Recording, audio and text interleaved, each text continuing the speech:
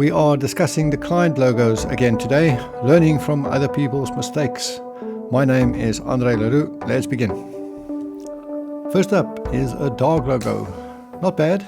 It is a letter M dog logo. I don't think that works so well. The M is there, but it's perhaps too hidden and not neat enough. Actually, there are alignment mistakes in several places.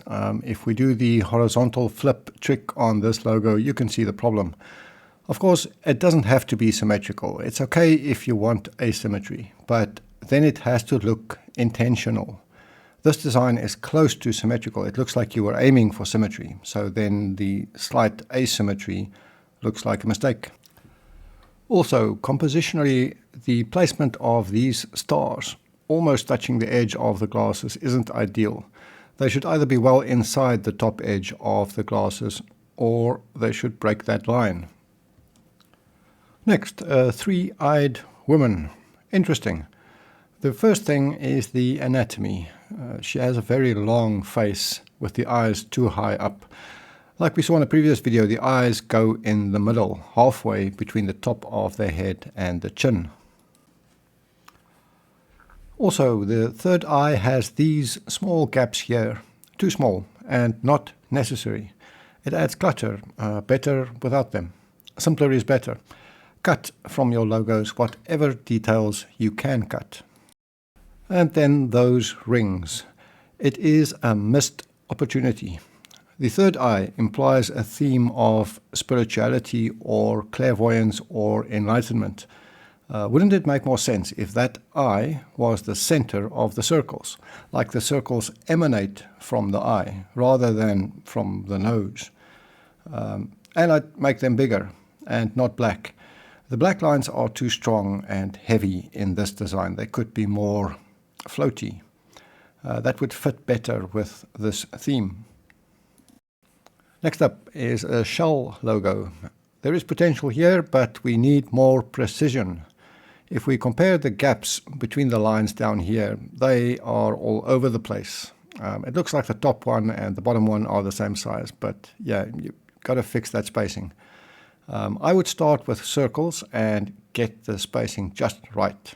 Then use that as the base for the logo.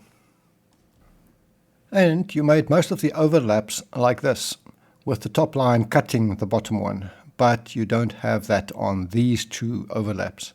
I can see why, but it looks wrong, like you forgot to finish those two overlaps. Next, Rasta lion. Very cool idea, but a lot of work to be done on the anatomy and on the composition. But the main issue with this logo is coloring book syndrome. When I taught fine art, we used to see this very commonly with first-year art students. As kids, we learn to color between the lines. So when we go to study art, we have this tendency to draw lines first and then color between them, almost without thinking. In fine art, that's terrible. In logo design, less so, but you still don't want to end up with something that looks like a coloring book picture. Like you have these islands of color. This color goes here, this one goes here, this one goes here, this one here. I would break some of those lines, reduce the colors to just 2 or 3 and bounce the colors more, in the sense that a color used here could be echoed somewhere else. That alone will already make your design look much more sophisticated. Next, an excellent letter S logo. This would be approved in a heartbeat on LogoGround, except it has been done before. It is easy to find examples. To be clear, this is not plagiarism, it is coincidental similarity. Still, it cannot be trademarked. If you're going to make simple geometric designs, it's always possible and likely that someone had that idea already. So you have to check your designs in Yandex and in Google Lens before uploading to LogoGround. Next we have a crocodile gone shopping. Lovely design with only one problem. This basket is stylistically very different from the rest of the logo. It looks out of place. If we zoom in, it's actually not bad. It's just too different. I would make the lines of the apple the minimum in this design. All lines at least that thick. None of these tiny lines.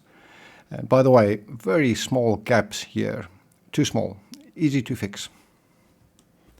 Next, a purely abstract logo. I quite like it. Unfortunately, we've had to decline this logo more than once on LogoGround. Two problems. The first one is that you have corners where you should probably have smooth curves, like here and here and here. If you intended for those corners to be there, then make them sharper corners so that it is clear that they are intentional, or just make them smooth. I think that's best. The other problem is the lack of precision. Whatever method you used to construct this design, it is leaving small imperfections like these. Fixing the imperfections afterwards is one way, but the better way would be to improve your method so that you don't have those imperfections to begin with. Next, we have a tower, shield, star logo. I don't see a tower or a shield or a star. Well, I guess this is the tower, but we should not have to guess. If you want us to read this as a tower, give it some characteristic that will help us to see that it is a tower. We need more clues. 2 lines are not a tower. Right now, all we have is a semi-abstract, semi-random, semi-geometric collection of lines that say nothing.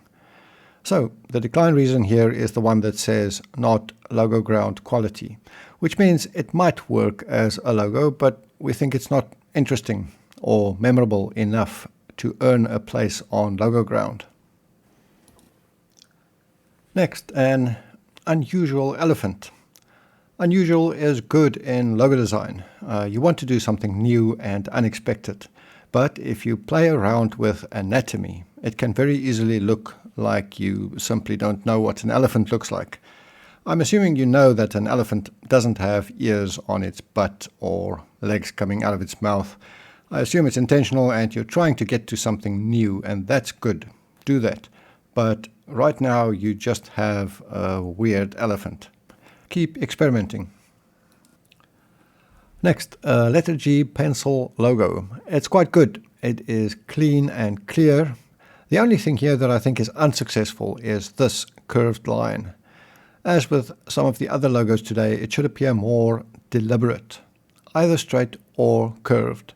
But what you don't want is the uncomfortable space between the two. It's like you wanted it curved, but that messed up the letter G shape. So you just made what feels like an apprehensive, choked curve. I don't think a straight line is your answer. I know you made a new version of this logo with a straight line, and I don't think it works. I can see why you used a curved line to begin with, but you may need to keep looking for the right solution. That's all of them for today. More logos next time. Be sure to subscribe, and thanks for watching.